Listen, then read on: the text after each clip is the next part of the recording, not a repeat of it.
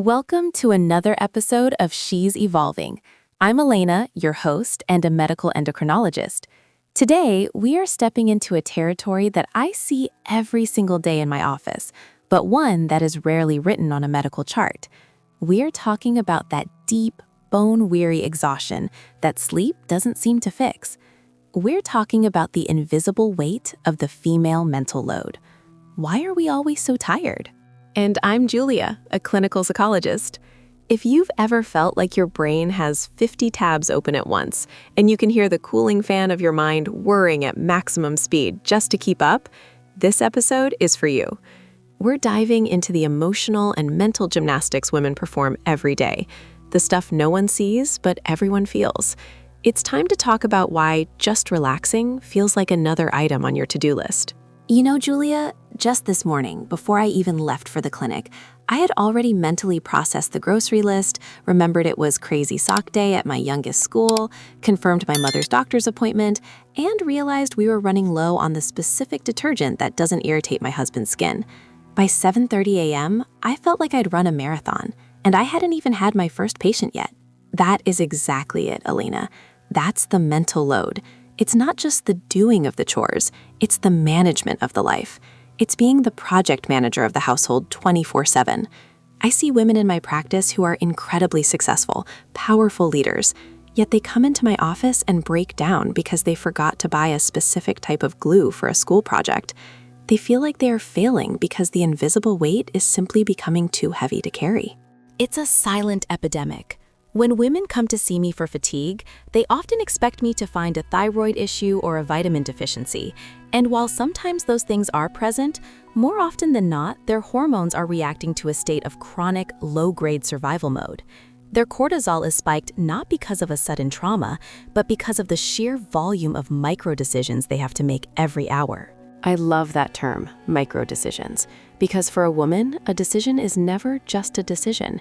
It's a ripple effect. If I decide to work late, who picks up the kids? If they get picked up late, what does that do to the dinner schedule? If dinner is late, will they get enough sleep for their test tomorrow? We aren't just living, we are constantly calculating the future. And that calculation, Elena, is what drains the battery. Let's look at the biology of this for a moment, because I think it helps women realize they aren't crazy or weak. When your brain is constantly scanning for things that need to be done, anticipating needs before they arise, your nervous system stays in a state of hypervigilance. This keeps your sympathetic nervous system active. That's the fight or flight mode. Usually, that's meant for escaping a predator. But for the modern woman, the predator is the unread emails, the empty fridge, and the emotional needs of everyone around her. And the psychological toll is immense. We've been conditioned, socialized really, to believe that we are the natural nurturers and organizers. So when we feel overwhelmed by it, we don't think, this is too much work. We think, what is wrong with me? Why can't I handle this as well as my mother did, or as well as that influencer on Instagram seems to? We internalize the pressure, which leads to guilt, and guilt is perhaps the heaviest part of the mental load. It truly is. I often tell my patients that their bodies are keeping score. Chronic stress from mental overload leads to inflammation, disrupted sleep patterns, and that tired but wired feeling where you're exhausted all day, but as soon as your head hits the pillow, your brain starts a PowerPoint presentation of everything you forgot to do. The midnight PowerPoint, we've all been there. Did I RSVP to that wedding? Did I pay the water bill? Is it my turn to host the book club? It's a relentless cycle. And the most frustrating part is that because this work is invisible, it's often unappreciated. Not because our partners or families are malicious, but because they literally don't see the mental gears turning. They see the milk in the fridge. They don't see the 3 days of tracking the milk levels and the detour to the store that made it appear there. Exactly. And that brings us to a huge myth we need to bust.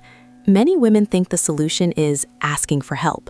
But Julia, as you and I have discussed, asking for help is actually part of the load. If I have to tell you what to do, how to do it, and when to do it, I'm still the manager. I'm still doing the cognitive labor. Spot on. The manager-worker dynamic in a relationship is exhausting for the manager. True equity isn't about helping, it's about ownership. It's about someone else taking the entire cognitive threat of a task, from noticing it needs to be done, to planning it, to executing it. Until we shift that, the mental load stays firmly on the woman's shoulders. I also want to touch on the Superwoman myth. We've been told we can have it all, do it all, and look great while doing it. But the biological reality is that we are not designed for 24/7 output. Our bodies have rhythms. After 40, as our estrogen starts to fluctuate and decline, our resilience to this kind of stress actually changes. We can't push through like we used to in our 20s. Our bodies are demanding that we slow down, but our lives are demanding that we speed up. That's a powerful conflict, and that's where the always tired feeling becomes a permanent resident in our lives. I often hear women say, "I just need a vacation." But then they go on vacation, and they are the ones who plan the flights, packed the suitcases, researched the restaurants, and managed the kids' tantrums in the airport. They come back more tired than when they left. Because a change of scenery isn't a rest if the mental load travels with you. So Julia, let's talk about some of the questions we get. A very common one I hear is it just me? Am I just bad at time management? Oh, I hear that one every day. And my answer is always a resounding no. It is not a time management problem, it is a boundary and societal expectation problem. You cannot time manage your way out of a workload that is designed for 3 people. We have to stop blaming our productivity and start looking at the sheer volume of our responsibilities. Another question I get is about the physical symptoms. Elena, why do I have brain fog? Why can't I remember simple words anymore? And I have to explain that when your brain is overloaded with the mental load, it starts pruning. It drops non-essential information to save energy. If you're tracking 500 things, your brain might decide that the name of that actor in that movie isn't a priority. It's a sign of a saturated hard drive. I love that analogy, saturated hard drive. So what do? We can't just quit our lives. We have families, careers, and passions. How do we start shedding this invisible weight? From a physiological perspective, the first step is radical rest. And I don't mean sleeping, I mean sensory rest. Turning off the notifications, sitting in silence for 10 minutes, telling the family that you are off duty and unavailable for questions. We have to train our nervous system that it is safe to come down from that high alert state. And from a psychological perspective, we have to start making the invisible visible. We have to have the hard conversations with our partners and families. Not, can you help me more? But let's look at the map of everything it takes to run this house and start redistributing the ownership. It's about setting boundaries with ourselves too, learning to say no to the extra bake sale or the extra project at work without feeling like we've failed as a human being. It's also about self-compassion. We are so hard on ourselves. We expect perfection in a world that is chaotic. If the house is a mess, but you had a nap and feel more like yourself, that is a medical win in my book. Your health is more important than a tidy living room. Absolutely. We need to redefine what a successful day looks like. Maybe a successful day isn't one where you checked 40 things off a list. Maybe it's a day where you felt present, where you breathed deeply, and where you let someone else figure out what was for dinner. I love that. As we move toward the end of this conversation, I want to remind everyone listening, your fatigue is real. It's not all in your head, and it's not a character flaw. It is a physiological and emotional response to an unsustainable way of living. You are carrying a weight that was never meant for one person to bear alone. And you are allowed to put it down. You are allowed to be inconvenient. You are allowed to not have all the answers. The world will not fall apart if you stop being the one holding every single piece together. In fact, by letting go, you give others the chance to step up, and you give yourself the chance to actually live your life rather than just managing it. Your body is changing, your life is evolving, and this is a moment to decide what you want to carry into this next chapter. The Superwoman cape is heavy, itchy, and honestly, it's out of style. Let's trade it in for some peace of mind. You are not alone in this. There is a whole community of us right here, learning to breathe again. Share this episode with a friend who you know is struggling with that invisible weight. Let's start a conversation that brings this load out into the light. Thank you for being with us today on She's Evolving. Take a deep breath, maybe leave the dishes for tomorrow, and remember, you are enough, exactly as you are, even when you're tired. We'll see you in the next episode. Keep evolving, keep breathing, and keep choosing yourself. Did the school call about the field trip?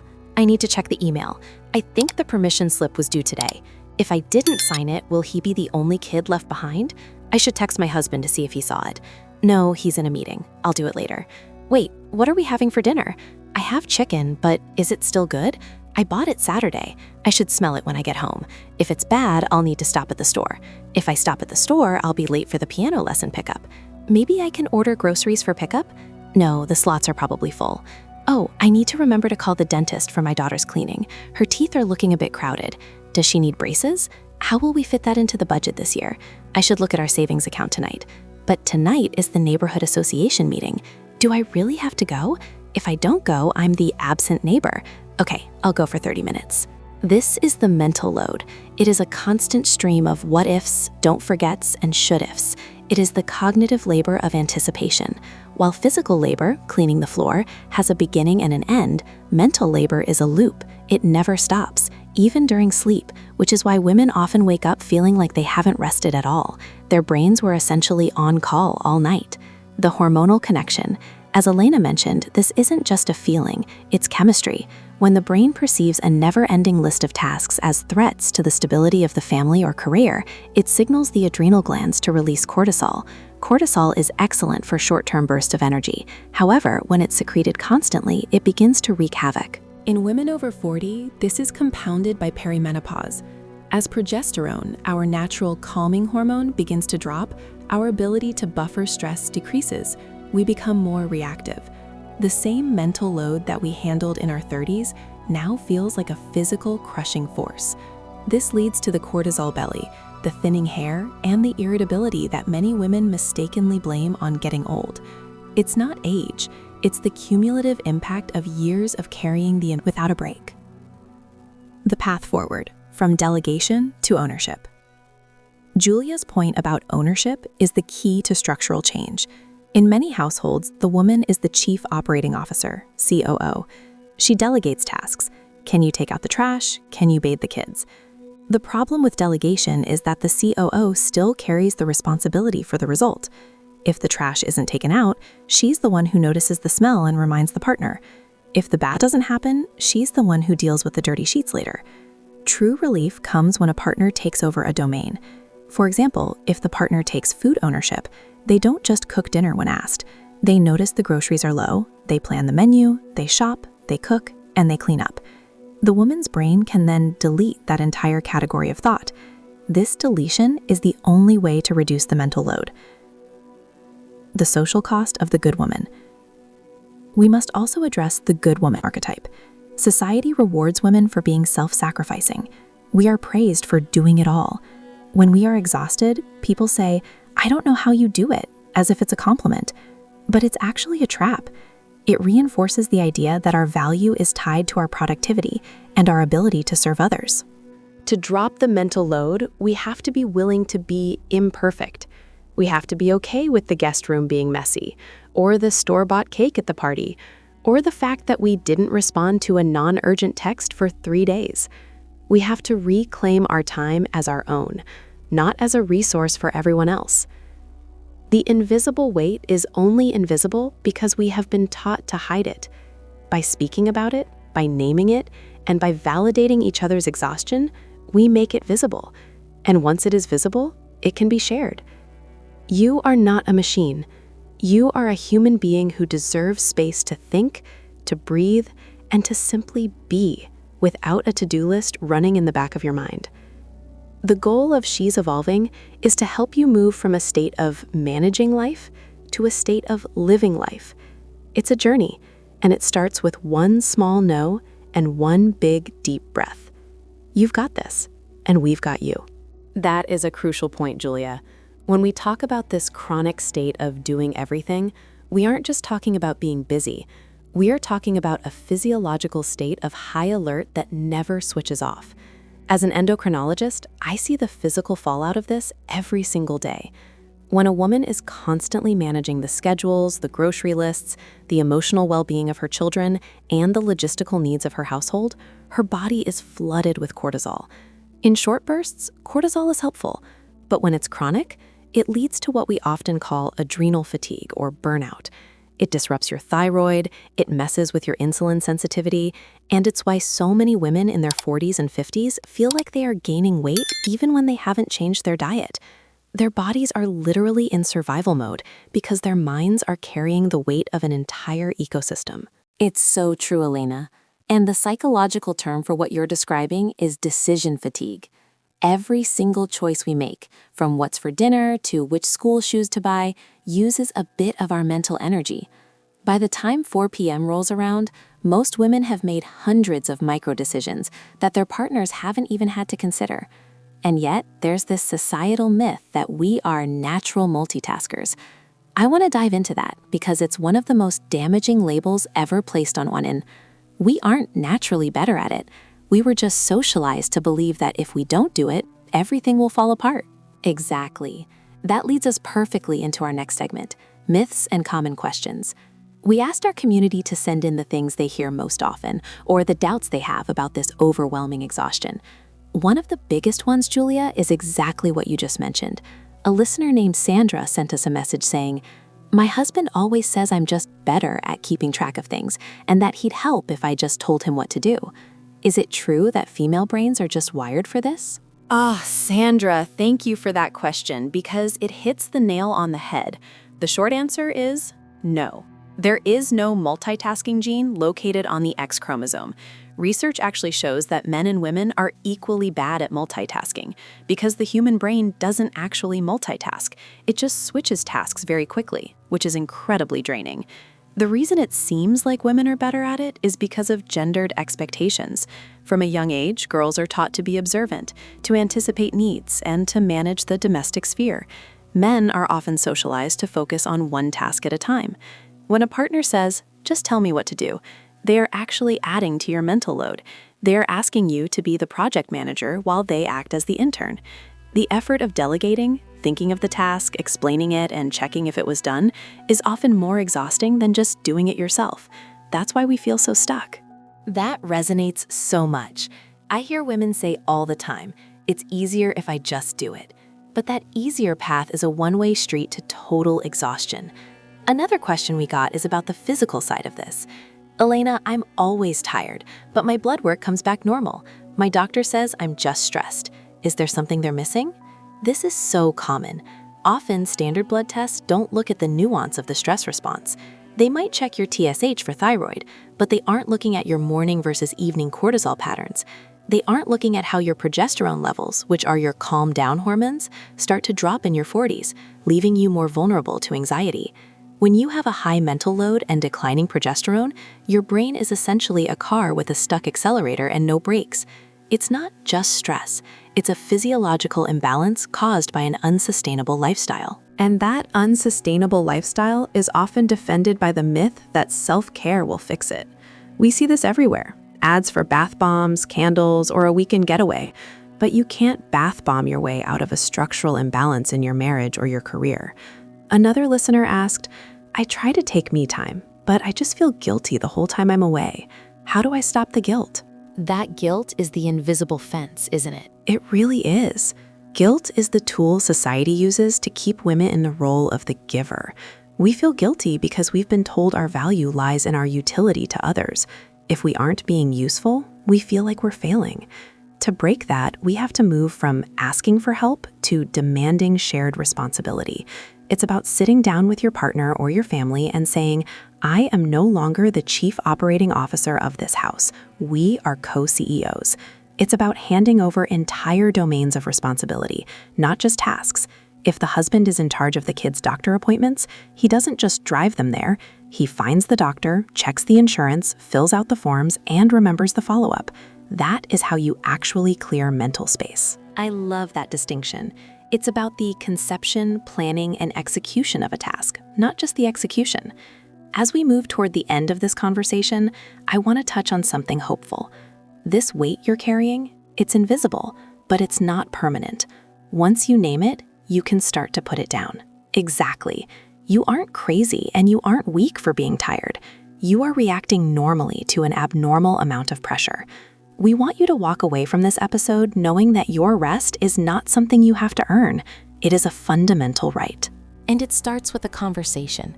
Maybe that conversation is with your partner tonight, or maybe it's a conversation with yourself in the mirror, giving yourself permission to let some balls drop. The world won't end if the laundry stays in the dryer for 2 days, but your health might suffer if you never allow yourself to breathe. We've covered a lot today, from the cortisol spikes to the myths of the Superwoman. If this episode touched a nerve, if you felt yourself nodding along while driving or doing the dishes, please know that you are part of a massive sisterhood of women who are feeling the exact same thing. We are in a period of evolution, learning how to redefine what it means to be a woman in the second half of life. It's not about doing more, it's about being more of who you are, without the weight of everyone else's expectations on your shoulders. Thank you for being with us today on She's Evolving. Remember, your body is a temple, not a warehouse for everyone else's stress. Take care of yourself, truly. If you found value in this talk, share it with a friend. Send it to that one woman you know who is currently trying to do it all. She probably needs to hear that it's okay to stop. We'll be back next week to continue these deep dives into our health, our minds, and our futures. Until then, take a deep breath, put down the to-do list for just 5 minutes, and just be. You've done enough for today. You really have. We'll see you in the next episode. Bye-bye. Goodbye, everyone. Keep evolving.